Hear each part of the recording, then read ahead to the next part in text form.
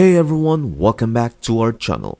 Today, I will guide you on how to resize or hide your sidebar on Notion. So, making your workspace more tailored to your needs is simple in Notion. Here's how you can resize or hide your sidebar.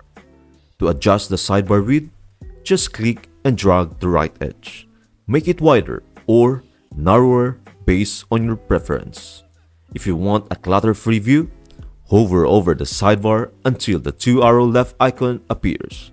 Click it to collapse the sidebar completely. It will smoothly slide out again when you hover over the left edge of the window. Ready to bring it back?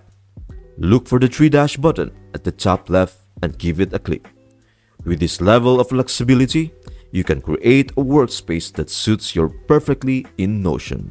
That's it. Thank you for watching. I hope this video helps you out and see you in the next video.